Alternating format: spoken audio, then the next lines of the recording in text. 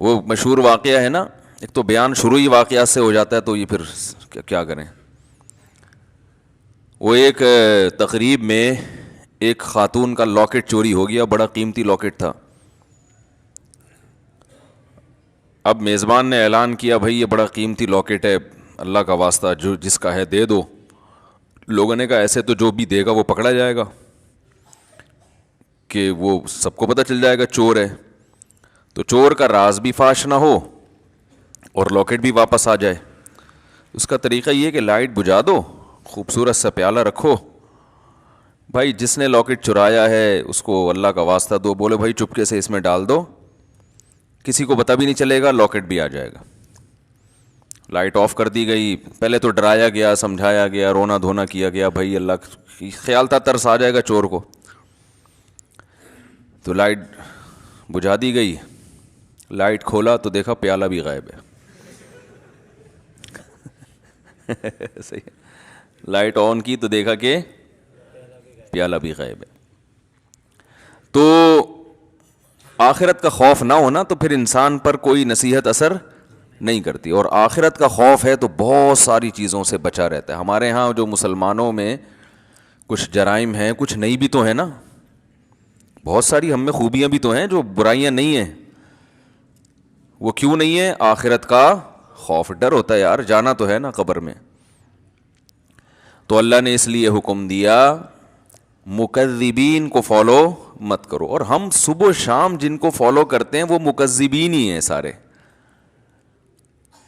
وہ آخرت پر ایمان نہیں ہوتا ان کا، ہوتا ہے تو ایسے کمزور، تو وہ کہاں سے آپ کو سیدھے راستے پہ چلائے گا بھائی؟ وہ تو پیسہ، شہرت، عزت، صحت، یہ 4-5 چیزوں میں گھماتا رہے گا آپ کو. عزت، پیسہ، شہرت. ہم جب چھوٹے تھے، حضرت اپنے شیخ حضرت مفتی رشید احمد صاحب رحمہ اللہ کی مجلس میں ہم جا کے بیٹھنا شروع ہوئے، تو اہل اللہ کی، ولی اللہ ہونے کی ایک علامت یہ ہوتی ہے کہ ان کی صحبت میں بیٹھ کر دنیا کی محبت کم ہوتی ہے. سمجھ رہے ہیں نا؟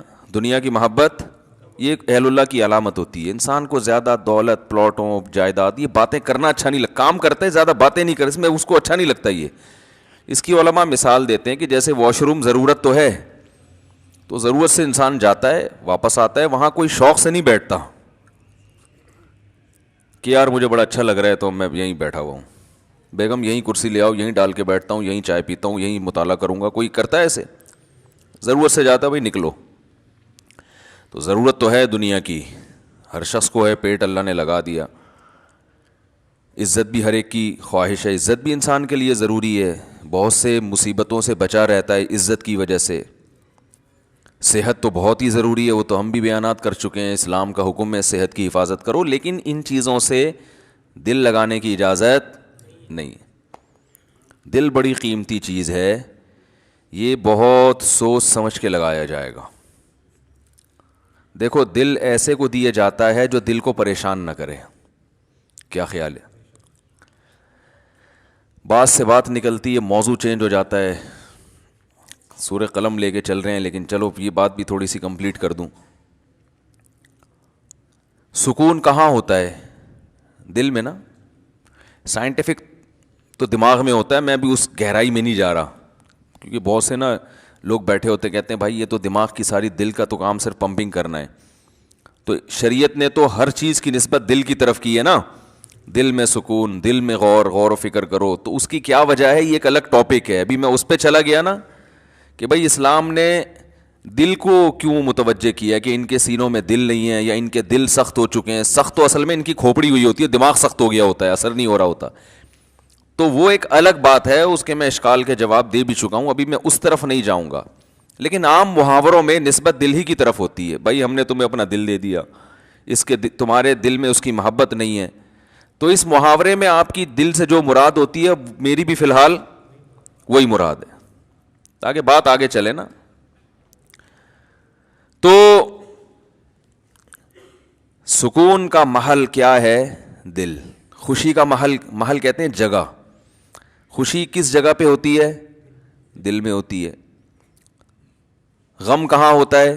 دل میں. کہنا تم نے میرا دل دکھا دیا، تم نے تو آج میرے دل کو خوش کر دیا.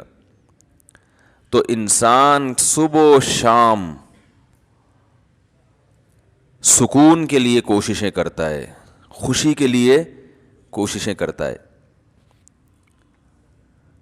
تو خوشی کے لیے انسان کی جو کوششیں ہوتی ہیں, تو جب ان کوششوں میں کامیاب ہوتا ہے تو خوشی محسوس کہاں ہوتی ہے؟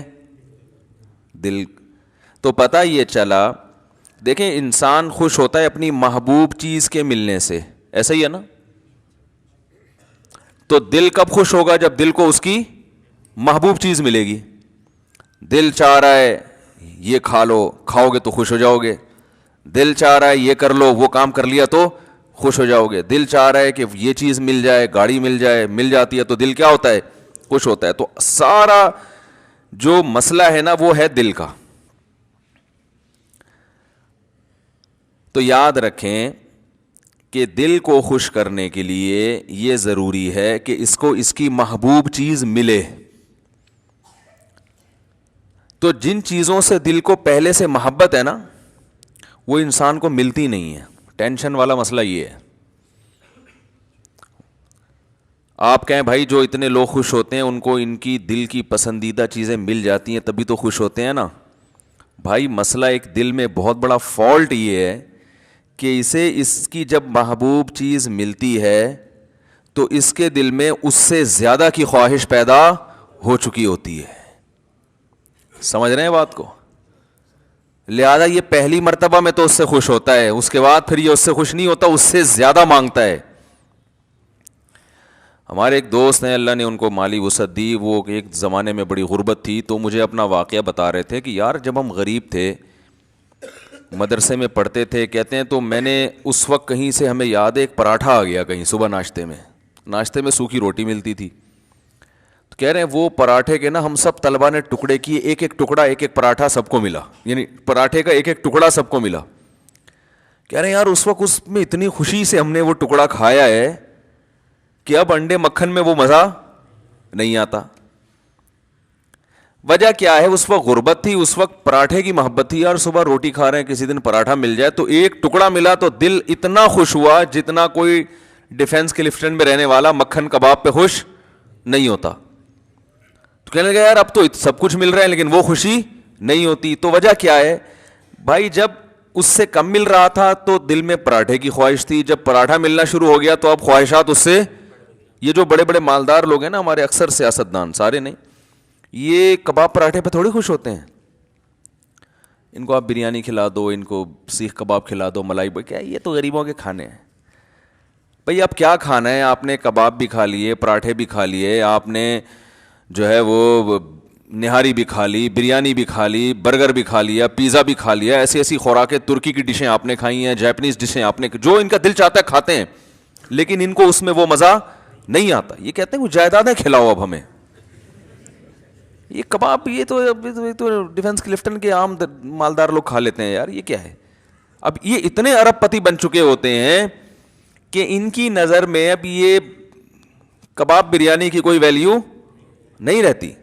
اب جو بڑے بڑے سیاستدان ہیں ان کی خواہش کیا ہوتی ہے؟ بھائی جائیدادیں کھلاؤ یار ہمیں.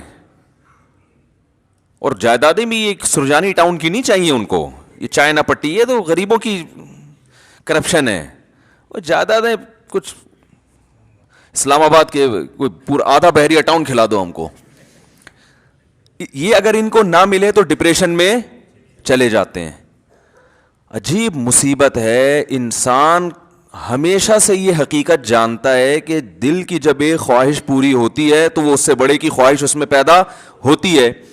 تو یہ عجیب بات ہے کہ یہ تو کبھی خوش ہو ہی نہیں سکتا. یہ ایک ایسی حقیقت ہے جس کو ساری دنیا کے سارے ماہرین مانتے ہیں, لیکن پھر بھی وہ دنیا سے محبت کرتے ہیں.